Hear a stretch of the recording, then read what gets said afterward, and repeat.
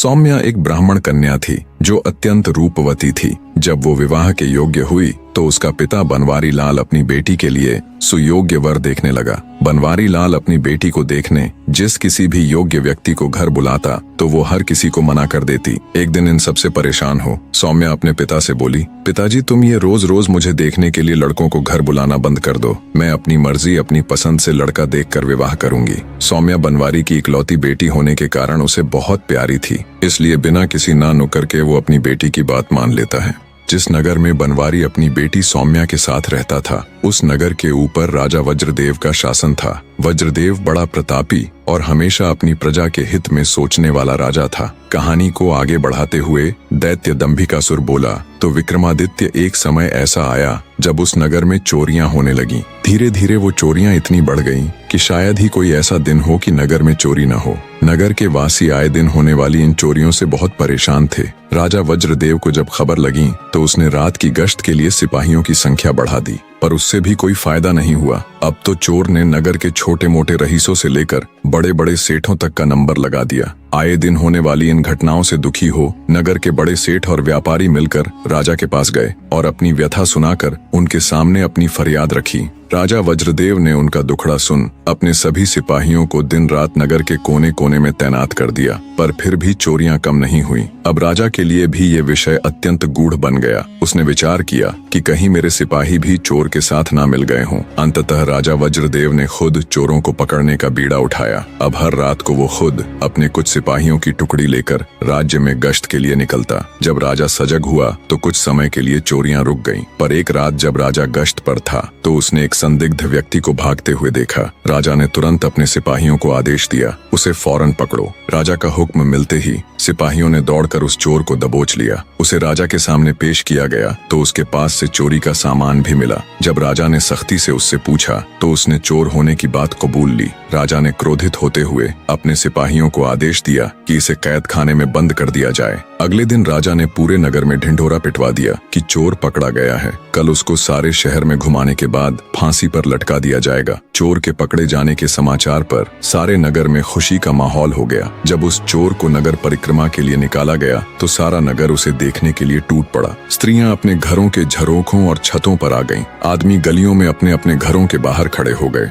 चोर को देखने के लिए ब्राह्मण की लड़की अपनी छत पर खड़ी हो गई। चोर को जब ब्राह्मण की हवेली के सामने से लेकर गए तो जैसे ही सौम्या ने उस चोर को देखा वो उस पर दिलोजान से मोहित हो गई। वो तुरंत दौड़कर अपने पिता बनवारी लाल के पास गई और बोली, पिताजी मैं उस चोर से विवाह करना चाहती हूँ। बेटी की यह बात सुनकर ब्राह्मण हैरान रह गया और बोला, यह तुम क्या कह रही हो बेटी? सौम्या बोली, मैं जो कुछ भी कह रही हूँ अच्छी तरह सोच समझ कर कह रही हूँ पिताजी। मैंने उसको अपना पति मान लिया है। अगर उसको शूली पर लटकाया गया तो मैं भी उसके साथ सती हो जाऊंगी। अपनी इकलौती बेटी की ये अजीब सी जिद सुनकर बनवारी लाल के पैरों नीचे से जमीन खिसक गई। उसने अपनी बेटी को समझाने की बहुत कोशिश की पर वो अपनी जिद में टस से मस न हुई। अंततः अपनी बेटी की ममता के वशीभूत हो ब्राह्मण राजा के पास जाता है और सारी बात राजा को बताकर चोर को छोड़ने का निवेदन करता है। ब्राह्मण की सारी बात सुन राजा आश्चर्य से बोला, ऐसा कैसे हो सकता है? मैं ऐसा चाहकर भी नहीं कर सकता। मुझे अपनी प्रजा को भी जवाब देना है। अगर चोर को ऐसे ही छोड़ दिया तो सब नगरवासी क्या कहेंगे?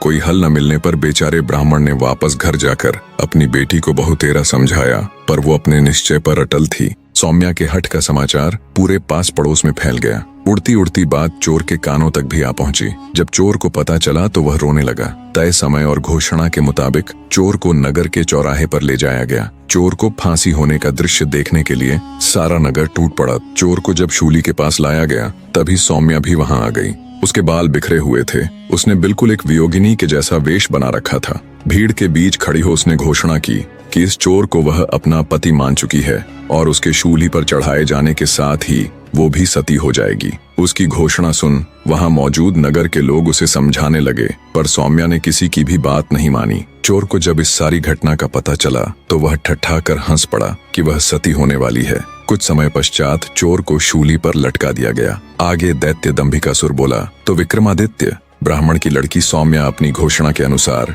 उस चोर की मृतदेह को अपनी गोद में रखकर सती हो गई। उसने अपना वचन निभाया। अब तुम मुझे बताओ कि चोर सौम्या के प्यार की खबर पाकर रोया क्यों और उसके सती होने के इरादे पर ठठाकर हंसा क्यों? उसे तो सौम्या के प्यार की खबर पाकर खुश होना चाहिए था और सती होने की सूचना पर रोना। राजा विक्रमादित्य कुछ सोचकर बोले, सुनो दुष्ट दैत्य, जब चोर को यह पता चला कि ब्राह्मण बनवारी लाल की पुत्री सौम्या उससे प्यार करती है तो वो अपनी तकदीर पर रोया कि अगर सौम्या का प्यार उसे पकड़े जाने से पहले मिल जाता तो शायद वह सुधर जाता। अब बात आती है उसके हंसने की, तो उसका हंसना बिल्कुल ठीक था। सौम्या की मूर्खता पर उसको हंसी आई कि मान न मान मैं तेरा मेहमान। उसका सती होना भी त्रिया चरित्र का एक हिस्सा था, बस इसी कारण वह ठठाकर हंसा। राजा विक्रमादित्य की बात सुन दंभिकासुर बोला, तुम ठीक कहते हो विक्रमादित्य। दैत्य दंभिकासुर न चाहते हुए भी अपनी अगली गुत्थी कहना आरंभ करता है। तो सुनो राजा, एक अधेड़ उम्र का राजा था जो हर वक्त परेशान रहता था। सब कुछ होते हुए भी राजा को दुख था, तो वो ये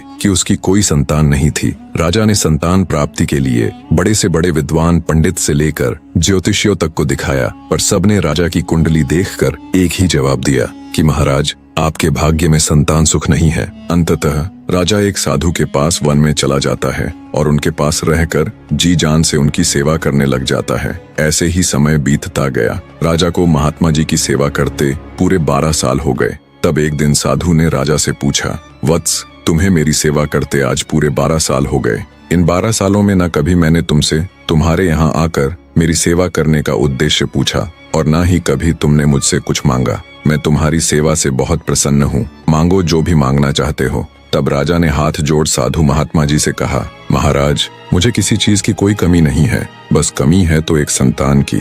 अगर आप मुझे कुछ देना ही चाहते हैं तो मुझे संतान प्राप्ति का आशीर्वाद दीजिए। तब साधु महाराज ने कुछ देर ध्यान लगाया और बोले, वत्स, तुम्हारे भाग्य में तो संतान सुख है ही नहीं, पर चूंकि तुमने मेरी 12 साल तक सेवा की है तो तुम्हें खाली हाथ तो नहीं भेजूंगा। बेटा, मैं तुम्हें संतान प्राप्ति का आशीर्वाद तो दे दूंगा, पर तुम्हें जो पुत्र होगा उसकी आयु केवल 20 वर्ष की ही होगी।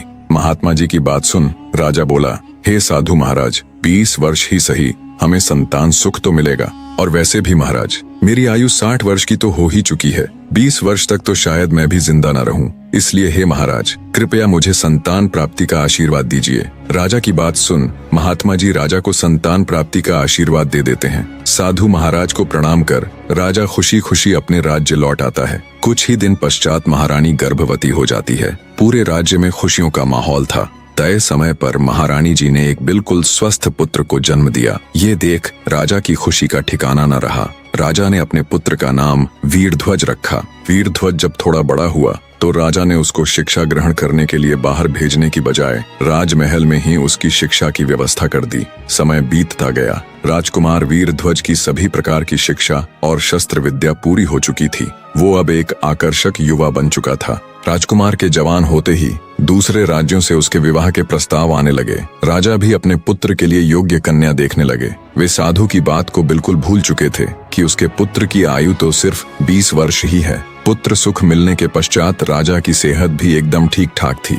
जब उसके पुत्र का 20वां साल लगा तब राजा को साधु की बात याद आई। बात याद आते ही राजा फिर चिंता में रहने लगा। जब रानी को राजा की चिंता का कारण पता चला तो वो भी चिंतित हो उठी। फिर कुछ सोचकर रानी बोली, महाराज, आपको फिर से उन्हीं महात्मा के पास जाना चाहिए। वो अवश्य ही इस समस्या का कुछ हल जरूर बताएंगे। राजा को रानी की बात बिल्कुल ठीक लगी। राजा तुरंत वन की ओर निकल पड़ता है।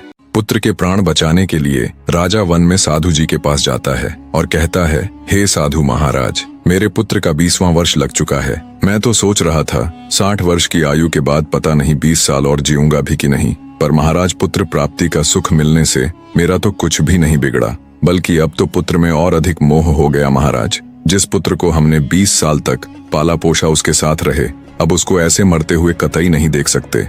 इसलिए हे साधु महाराज, कृपया कोई उपाय कीजिए जिससे मेरे पुत्र की मौत टल जाए। राजा की बात सुन साधु महात्मा जी बोले, वत्स, अब मैं कुछ नहीं कर सकता। मैंने तो तुमसे पहले ही कहा था कि तुम्हें पुत्र तो हो जाएगा, पर उसकी आयु केवल 20 वर्ष ही होगी। राजा बोला, नहीं महाराज, ऐसा नहीं हो सकता। आप कुछ भी करके इसका हल निकालिए। पुत्र मोह में राजा साधु महाराज के चरणों को पकड़कर बस एक ही रट लगाए जा रहा था, कुछ कीजिए महाराज। अंततः महात्मा जी बोले, सुनो बेटा, निश्चित काल में तुम्हारे पुत्र की मृत्यु न हो, उसका केवल एक ही उपाय है।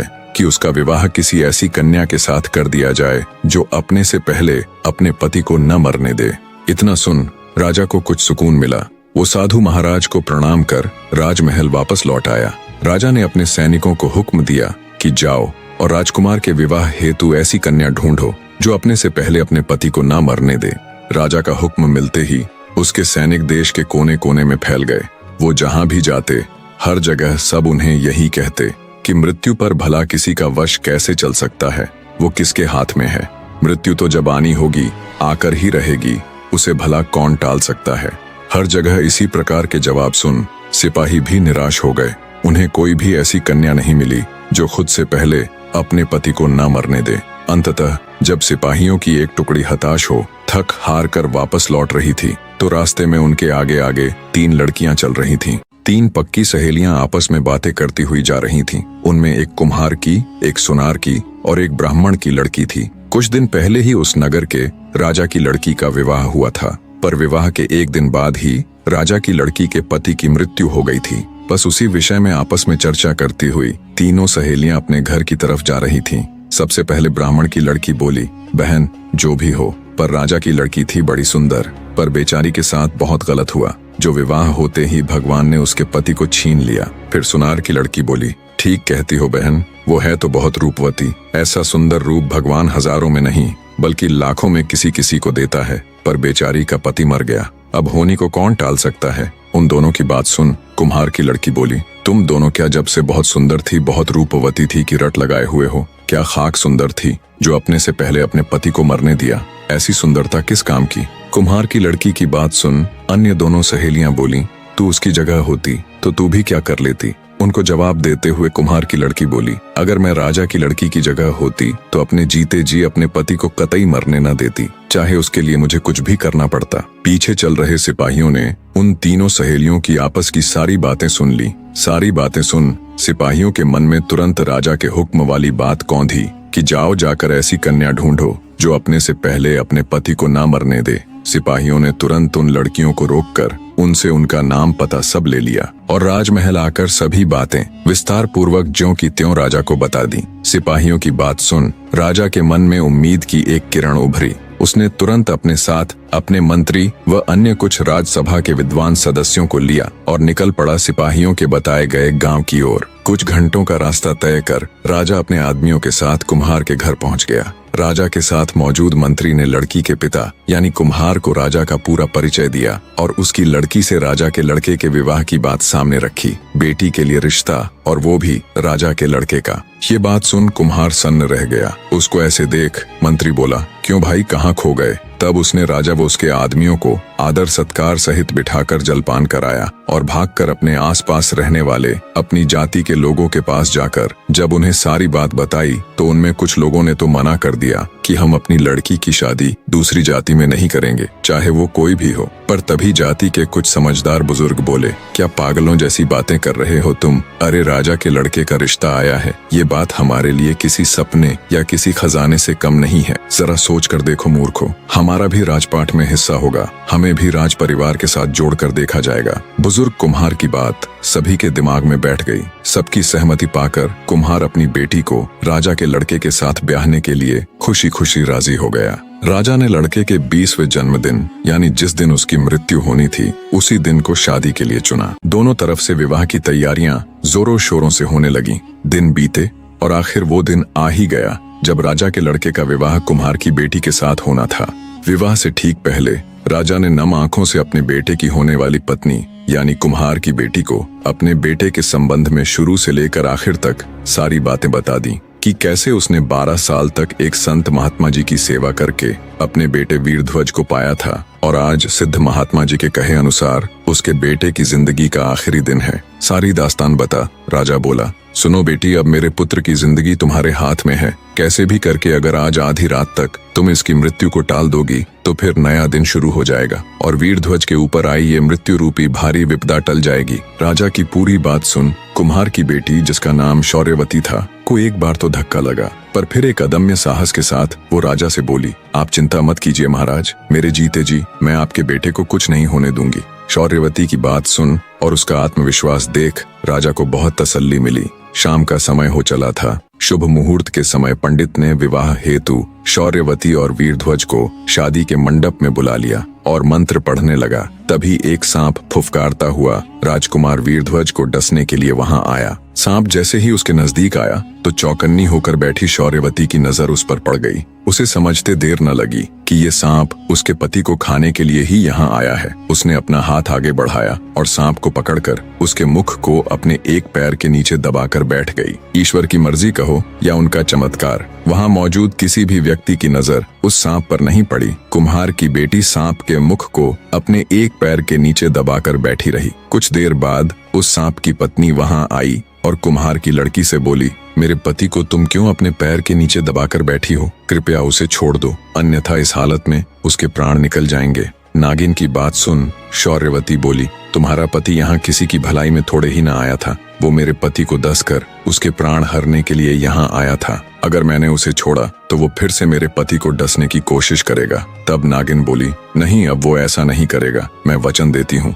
तुम्हारे छोड़ते ही मैं अपने पति को यहाँ से लेकर चली जाऊंगी। पर तुम्हारे पति की मृत्यु तो आज निश्चित है, ऐसे नहीं तो किसी और रूप में सही। नागिन के वचन भरने पर शौर्यवती ने सांप के मुख के ऊपर से अपना पैर हटाकर उसे आजाद कर दिया। नागिन अपने वचन अनुसार बिना किसी को कोई हानि पहुंचाए अपने नाग के साथ चुपचाप वहां से चली गई।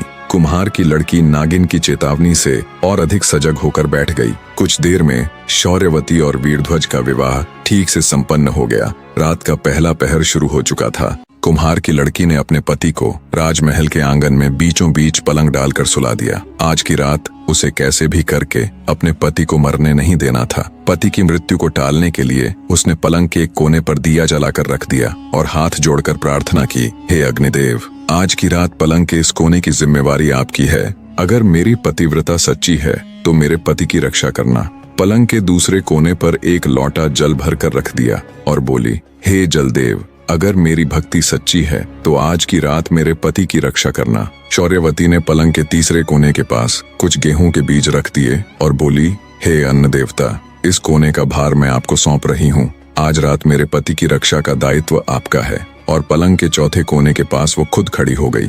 जब नाग उसके पति को मारने में असफल हो गया तो अब की बार धर्मराज ने राजा के लड़के के प्राण हरने के लिए खुद बेमाता को भेजा।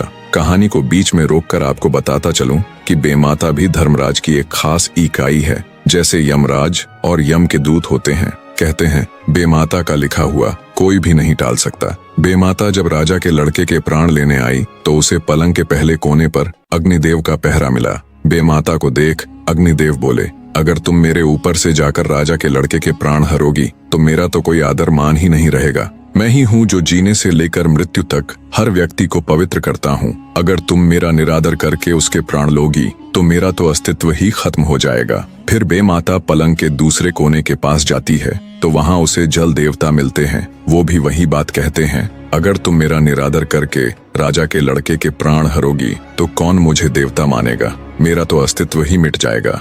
जब वो पलंग के तीसरे कोने पर जाती है तो वहाँ उसे अन्न देवता का पहरा मिलता है। वो भी वही बात कहते हैं। बेमाता अन्न देवता की बात भी मान लेती है। जब वो पलंग के चौथे यानी आखिरी कोने के पास जाती है तो उन्हें देखते ही कुम्हार की लड़की भागकर बेमाता के पास आकर उसके पैर दबा देती है। जैसे ही शौर्यवती बेमाता के पैर दबाती है तो वे बोल पड़ती हैं, सदा सुखी रहो, सदा सुहागन रहो, भगवान तुम्हारी जोड़ी बनाए रखे। बेमाता जल्दबाजी में ये सब बोल जाती है। उसे ध्यान ही नहीं रहा कि वो यहाँ उसे आशीर्वाद देने नहीं बल्कि उसके पति के प्राण लेने के लिए आई है। अब मुख से शब्द तो निकल चुके थे। बेमाता कुम्हार की लड़की से बोली, तुमने तो बड़ा गजब कर दिया। मैं यहाँ तुम्हारे पति के प्राण लेने के लिए आई थी। इसकी तो सिर्फ आज की ही आयु है। आज इसे धर्मराज के घर पेश होना है, पर तुमने तो छल से मेरे ही कान काट लिए। जल्दी से मैं मेरे पैर दबाकर मुझसे ही सदा सुहागन का आशीर्वाद ले लिया। तब शौर्यवती बोली, तो और मैं क्या करती माता, अपने पति को अपने से पहले कैसे मरने देती।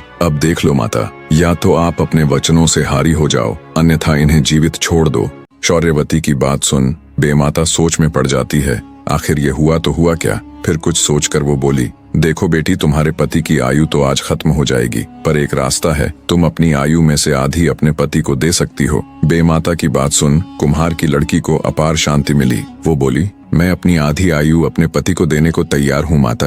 कृपया बताइए कि इसके लिए मुझे क्या करना होगा। बेमाता युक्ति बताते हुए बोली, जैसे ही सुबह का सूर्योदय हो तो तुम्हें सूर्यदेव को एक लोटा जल चढ़ाकर प्रार्थना करनी है कि हे सूर्यदेव, बेमाता के वचन अनुसार मेरी अपनी मर्जी से मेरी आधी आयु मेरे पति को लग जाए। जब तुम इतना कहोगी तो तेरी आधी आयु तेरे पति को लग जाएगी और तुम दोनों की आयु बिल्कुल बराबर हो जाएगी। इतनी युक्ति बता बेमाता वहां से चली गई। सुबह होते ही जैसा बेमाता ने बताया था, शौर्यवती ने वैसा ही किया। बेमाता के वचनों सहित उगते सूर्य देव के आगे प्रार्थना करने पर उसके पति की मृत्यु टल जाती है और इस प्रकार वो अपने पति के प्राण बचा लेती है। राजा सहित पूरे राज्य में खुशी का माहौल था। कहते हैं, जब से ही सदा सुहागन का आशीर्वाद चलता आ रहा है और जब से ही कुम्हार जाति को राजवंश का हिस्सा मानते हुए प्रजापति कहकर पुकारा जाता है। इतनी कहानी कह दैत्य दंभिकासुर राजा विक्रमादित्य से बोले, अब तुम मुझे ये बताओ राजा विक्रमादित्य, राजा के लड़के की रक्षा कर रहे चारों में से कौन बड़ा, अग्निदेव, जलदेव, अन्न देवता या फिर वो कुम्हार की लड़की? दंभिकासुर की बात का मुस्कुराकर जवाब देते हुए राजा विक्रमादित्य बोले, ये तो बहुत आसान सा सवाल है दुष्ट राक्षस।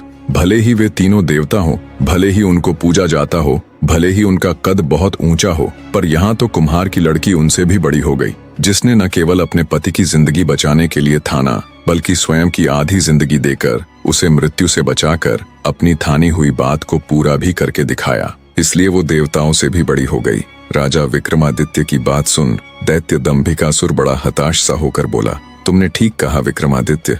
हर सवाल का जवाब दैत्य दंभिकासुर को एक साधारण इंसान बना रहा था। दंभिकासुर को चुप देख राजा विक्रमादित्य बोले, पूछो दुष्ट राक्षस अपना अगला सवाल। अब तुम्हारे पास जीने के लिए ज्यादा वक्त नहीं है। राजा विक्रमादित्य की बात सुन दैत्य दंभिकासुर बोला, विक्रमादित्य, माना कि तुम बुद्धि में तेज हो, पर अब भी मेरे 2 सवाल बचे हैं। याद है ना, एक भी गलत जवाब और तुम्हारा खेल खत्म। मेरी अगली गुत्थी सुनो विक्रमादित्य। शशिबाला जैसे ही जवान हुई उसके रूप यौवन के चर्चे दूर दूर तक फैल गए। एक तो शशिबाला कंचनपुर नरेश की इकलौती संतान थी, दूसरा वो इतनी खूबसूरत थी कि कोई अगर पल भर के लिए भी उसे देख ले तो पूरी जिंदगी भुला न सके। अत्यधिक सुंदर और इकलौती संतान होने के कारण आस पड़ोस तथा दूर दराज के राज्यों से राजकुमारों के रिश्ते उसके लिए आने लगे। राजकुमारी के लिए इतने रिश्तों को देख एक ओर तो कंचनपुर नरेश अत्यंत प्रसन्न थे, पर दूसरी ओर स्तब्ध भी थे कि राजकुमारी के लिए किस रिश्ते को स्वीकारे और किसको ठुकराए। आखिर उन्होंने राजकुमारी शशिबाला से ही हर रिश्ते पर विचार विमर्श करना शुरू कर दिया, मगर राजकुमारी ने उनमें से किसी भी रिश्ते को स्वीकार नहीं किया। धीरे धीरे समय गुजरने लगा। कंचनपुर नरेश को चिंता सताने लगी कि एक से बढ़कर एक राजकुमार का रिश्ता आ रहा है, पर राजकुमारी तो हर रिश्ते को ठुकरा देती है। आखिर इसके मन में क्या है, आखिर यह चाहती क्या है? एक दिन नरेश ने अपनी बेटी से पूछ ही लिया, बेटी, तू हर रिश्ते को ठुकरा रही है, इसका क्या कारण है? क्या तुझे उनमें से कोई भी राजकुमार पसंद नहीं? राजकुमारी शशिबाला बोली, नहीं पिताजी, इनमें कोई भी राजकुमार मेरे योग्य नहीं है। कंचनपुर नरेश थोड़ा चिंतित होता हुआ बोला, मगर बेटी, तुम्हारी नजर में योग्यता का मानदंड क्या है? राजकुमारी शशिबाला बोली, पिताजी, मैंने ऐसा तो कोई मानदंड नहीं बनाया, पर जिसके साथ मेरा विवाह हो उसमें कुछ तो विशेषता हो, कोई तो खूबी हो। बेटी की बात सुन नरेश बोला, बेटी, क्यों न तुम विवाह के लिए आने वाले राजकुमारों की परीक्षा लेकर देखो। बिना परीक्षा के निर्णय लेना उचित नहीं। पिता की बात राजकुमारी शशिबाला को बिल्कुल उचित लगी। उसने हामी भरते हुए कहा, आप ठीक कह रहे हैं पिताजी, मैं आगे से ऐसा ही करूंगी। कुछ दिन बाद ही एक राजकुमार राजकुमारी के साथ विवाह का प्रस्ताव लेकर हाजिर हुआ। नौकरों ने उसे अच्छे से बिठाकर जलपान कराया और राजकुमारी शशिबाला को खबर कर दी। खबर मिलते ही राजकुमारी जब उसकी परीक्षा लेने के लिए आई तो राजकुमारी को जैसे ही राजकुमार ने देखा वो स्तब्ध होकर उसकी सुंदरता को देखता रह गया। आते ही राजकुमारी ने भी एक नजर राजकुमार को देखा और बोली, तुम में ऐसा क्या विशेष गुण है जो मुझसे विवाह करना चाहते हो? राजकुमार बड़े आत्मविश्वास के साथ बोला, मैं त्रिकालदर्शी हूँ। मैंने सालों वन में कठिन तप करके एक सिद्ध योगी से इस विद्या को ग्रहण किया है। मैं किसी का भी भूत, भविष्य और वर्तमान बिल्कुल ठीक ठीक बता सकता हूँ। राजकुमार की बात सुन राजकुमारी बोली, ओह ऐसा है तो क्यों ना तुम मेरा भविष्य बताओ। फिर कुछ सोचकर राजकुमारी रुक गई और बोली, नहीं नहीं, भविष्य को भविष्य ही रहने दो, तुम मुझे मेरे भूतकाल के बारे में कुछ बताओ। राजकुमारी के इतना कहने पर राजकुमार ने कुछ देर ध्यान लगाया, फिर बोला, राजकुमारी जी, आपने अभी तक बहुत से राजकुमारों के विवाह प्रस्ताव ठुकराए हैं और अंततः आप अपने पिता के कहने पर राजकुमारों की परीक्षा लेने को राजी हुई हो। राजकुमार की बात सुन राजकुमारी उसकी विशेषता से प्रभावित होती हुई बोली, तुमने बिल्कुल सही कहा। मुझे तुम्हारी विशेषता वाकई में बहुत दिलचस्प लगी, पर मुझे सोचने के लिए थोड़ा समय चाहिए। तब तक आप अतिथि गृह में ठहरें। राजकुमारी के सौंदर्य की चर्चा सुन उससे विवाह करने को उत्सुक एक और महारथी राजकुमार राजमहल आया। राजकुमारी शशिबाला ने उससे भी सवाल किया कि तुम्हारे अंदर ऐसी क्या खूबी है जो मैं तुम्हारे साथ विवाह करूं। राजकुमारी को जवाब देते हुए राजकुमार बोला, मैंने सालों तपस्या करके अद्भुत ज्ञान हासिल किया है। उस ज्ञान के बलबूते पर मैंने एक ऐसे दिव्य रथ का निर्माण किया है जिसे कहीं भी जाने के लिए घंटे नहीं बल्कि कुछ पल ही लगते हैं। मेरे द्वारा बनाया गया रथ न सिर्फ धरती पर बल्कि पहाड़ और समुद्र से लेकर आकाश तक में कहीं भी जा सकता है, वो भी बस कुछ ही पलों में। राजकुमारी शशिबाला उस राजकुमार की विशेषता से भी बहुत प्रभावित हुई। पहले की तरह राजकुमारी ने उस राजकुमार से भी सोचने के लिए थोड़ा समय मांगा और उसे भी अतिथि गृह में ठहरा दिया। राजकुमारी शशिबाला गहरी सोच में थी कि इन दोनों में से वो किसके साथ विवाह करे। दोनों की ही विशेषताओं ने उसे बहुत प्रभावित किया। ऐसे ही 2 दिन का समय बीत जाता है। राजकुमारी फैसला नहीं कर पा रही थी कि तभी राजकुमारी से विवाह इच्छित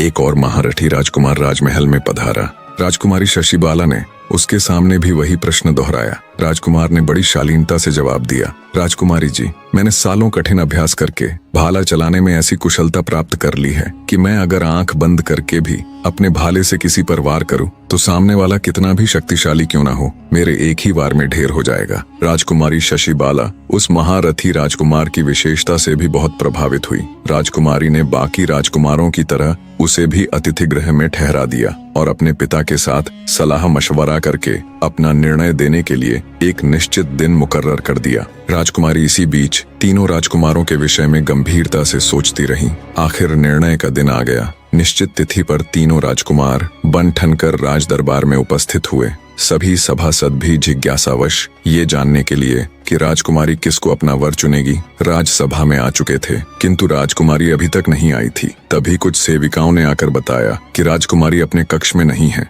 यह सुनते ही पूरे दरबार में खलबली मच गई। राजा के आदेश पर महल का चप्पा चप्पा छाना गया, मगर राजकुमारी का कहीं पता न चला। जल्दी ही यह खबर पूरे राज्य में फैल गई। हर तरफ शोक के बादल छा गए। सबके मुख पर एक ही सवाल था कि राजकुमारी आखिर गई तो गई कहाँ। लोग राजकुमारी के इस प्रकार गायब होने को लेकर तरह तरह की अटकलें लगाने लगे। तभी कंचनपुर नरेश को उस राजकुमार का ध्यान आया जिसने अपने आप को त्रिकालदर्शी बताया था। राजा तुरंत उनके पास गया और बोला, राजकुमार, क्या तुम अपनी विद्या के द्वारा पता करके बता सकते हो कि राजकुमारी इस समय कहाँ है? राजकुमार बोला, अवश्य बता सकता हूँ महाराज। उसने तुरंत कुछ समय के लिए ध्यान किया और बोला, महाराज, एक राक्षस राजकुमारी की सुंदरता से अभिभूत होकर उसे उठा ले गया है। उसका महल पहाड़ियों के बीच बड़े ही दुर्गम स्थल में बना हुआ है। राजा को जब ये बात उस त्रिकालदर्शी राजकुमार ने बताई तो उसके पैरों नीचे से जमीन खिसक गई। राजा गहरी सोच में पड़ गया। तभी दूसरा यानी दिव्य रथ वाला राजकुमार राजा के पास आया और बोला,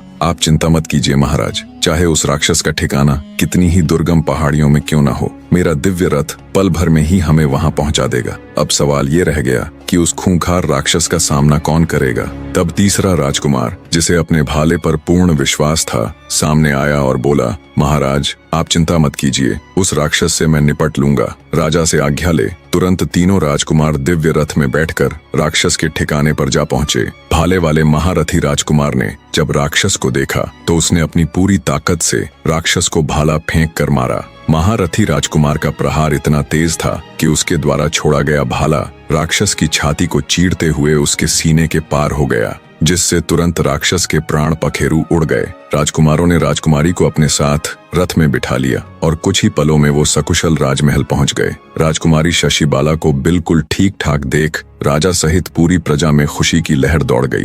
राजा ने तीनों राजकुमारों का हाथ जोड़कर शुक्रिया किया। फिर से सभा बैठाई गई। सभी सभासद और राजकुमार अपने अपने स्थान पर बैठ गए। इतनी कहानी कह दैत्य दंभिकासुर बोला, बताओ विक्रमादित्य, उन तीनों में से राजकुमारी किसको अपना वर चुनेगी? कुछ देर विचार कर राजा विक्रमादित्य बोले, राजकुमारी शशिबाला उस भाले वाले महारथी राजकुमार को अपना वर चुनेगी। राजा विक्रमादित्य की बात सुन दैत्य दंभिकासुर बोला, ऐसा क्यों विक्रमादित्य? क्योंकि राजकुमारी को बचाने में तो तीनों ही राजकुमारों का हाथ था, फिर राजकुमारी उस महारथी राजकुमार को ही क्यों चुनेगी? क्या सिर्फ इसलिए कि उसने उस राक्षस का वध किया था? राजा विक्रमादित्य बोले, नहीं कपटी राक्षस, त्रिकालदर्शी राजकुमार को न चुनने का कारण ये था कि अगर वो राजकुमारी का पता न भी लगाता तो भी राजा की फौज 2-4 दिन में उसका पता लगा ही लेती। अब बात आती है दिव्य रथ वाले राजकुमार को न चुनने के कारण की, तो रास्ता भले ही कितना भी दुर्गम था, देर से ही सही पर राजा के लोग उस राक्षस के ठिकाने पर पहुंच तो जाते ही।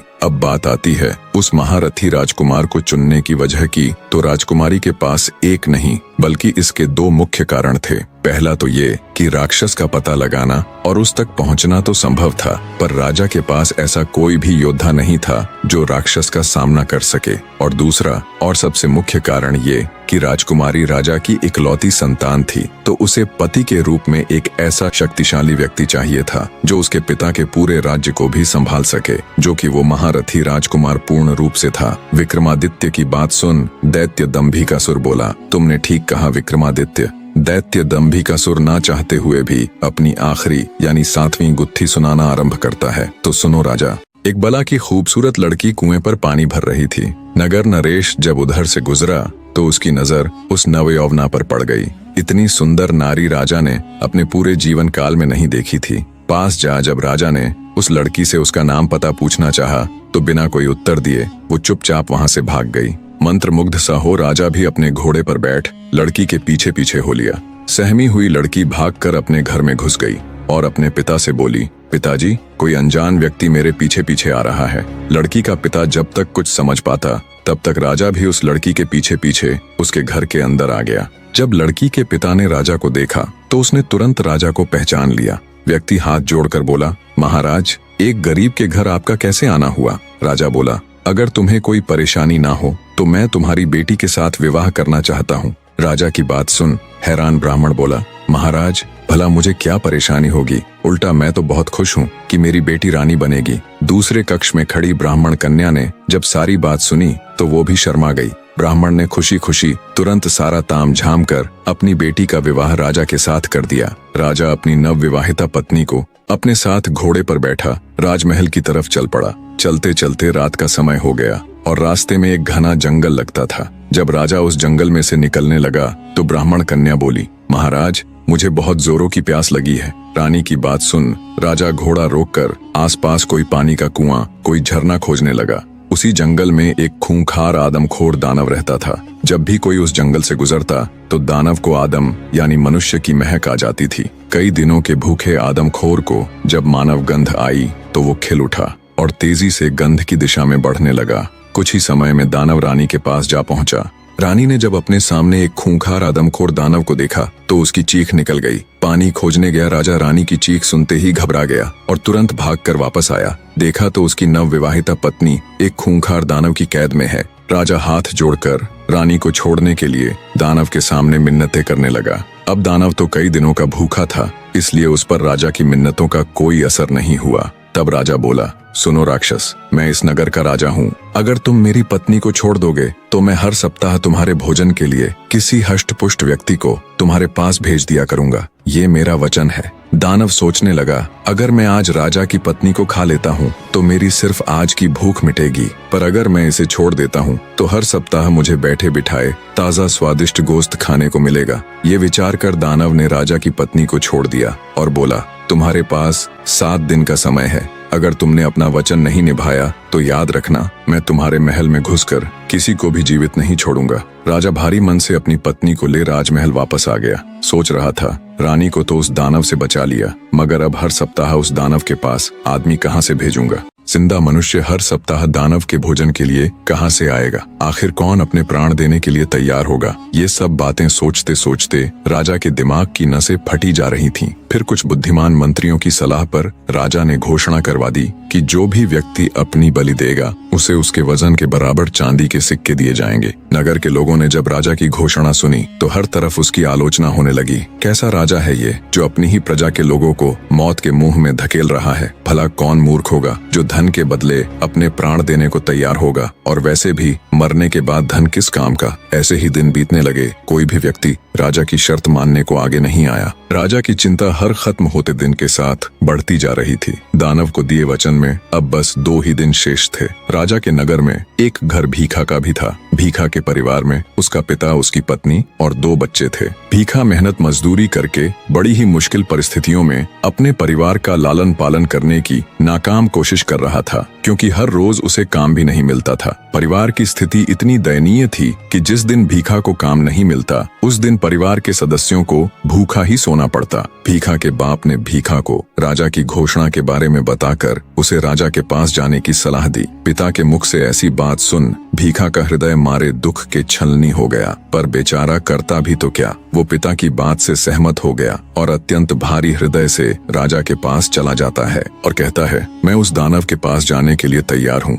भीखा की बात सुन राजा को कुछ शांति मिली। सिपाहियों की निगरानी में भीखा को दानव के पास जाने के लिए विदा कर दिया जाता है। बेचारा भीखा चलता जाता और सोचता जाता। चलते चलते अचानक वो जोर जोर से हंसने लगा और फिर रोने। फिर कुछ सोचकर वो दृढ़ निश्चय कर उस दानव के पास जाता है। भूख से तिलमिला रहे दानव ने उसे देखा तो तुरंत उस पर झपट पड़ा, पर दानव जब उस पर झपटा तो वो फुर्ती से एक और हट गया और मौका देख निगरानी के लिए आए हुए एक सैनिक के भाले को ले तेजी से उस दानव के ऊपर वार किया। दानव इसके लिए बिल्कुल भी तैयार नहीं था। जैसे ही उसे भाला लगा वो घायल हो गिर पड़ा। घायल पड़े दानव पर भीखा एक के बाद एक तब तक वार करता गया जब तक उसका दम नहीं निकल गया। इतनी कहानी कह दैत्य दंभिकासुर राजा विक्रमादित्य से बोला, बताओ विक्रमादित्य, जब राजा के सिपाही भीखा को दानव के पास लेकर जा रहे थे तो वो चलते चलते अचानक से हंसा क्यों और फिर रोया क्यों? राजा विक्रमादित्य बोले, सुनो कपटी राक्षस, जब भीखा को दानव के पास लेकर जाया जा रहा था तो उसने विचार किया कि इस दुनिया में कोई किसी का नहीं,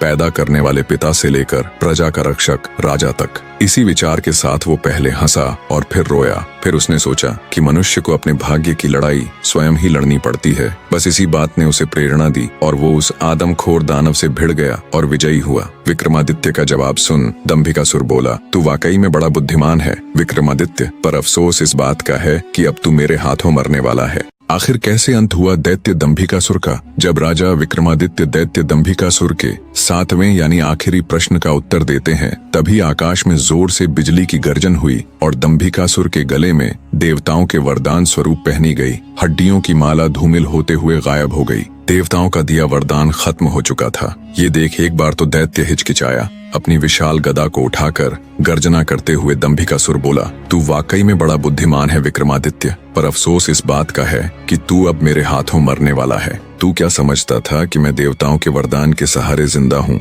नहीं, अरे तेरे जैसे कीड़े को मसलने के लिए मुझे किसी वरदान की आवश्यकता नहीं। दैत्य दंभिकासुर की बात सुन राजा विक्रमादित्य भी चौकस हो अपनी तलवार संभाल लेते हैं और कहते हैं, दुष्ट राक्षस, वरदान टूटा पर तेरा अहंकार नहीं। तुझे अब भी तेरा अंत नजर नहीं आ रहा। अहंकार व्यक्ति को अंधा बना देता है। आज तेरा अंत निश्चित है दुष्ट दानव।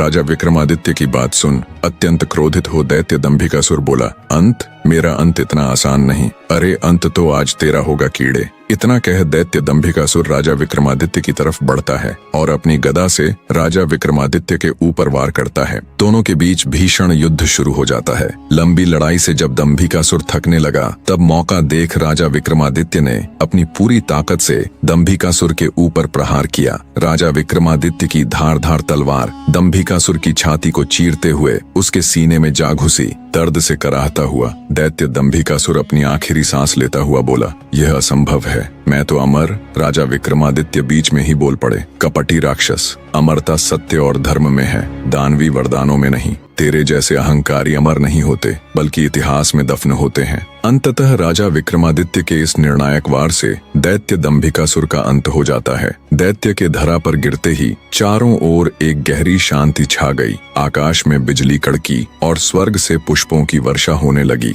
देवताओं ने भी राजा विक्रमादित्य के इस कृत्य को सराहा। दंभिकासुर द्वारा पत्थर बनाए गए सभी प्राणी धीरे धीरे अपने असली रूप में लौटने लगे। लखन और महेंद्र भी अपने असली रूप में आ जाते हैं। दोनों भाई एक दूसरे को देख खुश हो बहते नेत्रों के साथ एक दूसरे को गले लगा लेते हैं। दंभिकासुर के मरने के बाद गुफा का द्वार भी खुल जाता है। राजकुमारी चंद्रकला जब गुफा से बाहर आती है तो अपने पति और उसके भाई को सही सलामत देख ठिठक कर खुशी से वहीं रुक जाती है। जब लखन की नजर उसकी पत्नी यानी राजकुमारी चंद्रकला पर जाती है तो वो भागकर उसके पास जाता है। दोनों एक दूसरे को गले लगा लेते हैं। चारों ओर राजा विक्रमादित्य की जय जयकार के नारे लग रहे थे। राजा विक्रमादित्य की जय हो, राजा विक्रमादित्य आप महान हो। लखन अपने भाई और अपनी पत्नी के साथ राजा विक्रमादित्य के पास आता है। तीनों हाथ जोड़कर विक्रमादित्य का शुक्रिया करते हैं। हम किन शब्दों में आपका धन्यवाद करें राजा, आप सच में महान हैं। लखन अपने भाई महेंद्र और अपनी पत्नी के साथ खुशी खुशी घर जाते हैं। जब लखन की माँ अपने दोनों बेटों को बिल्कुल ठीक ठाक पाती है तो वो बार बार राजा विक्रमादित्य का धन्यवाद करती है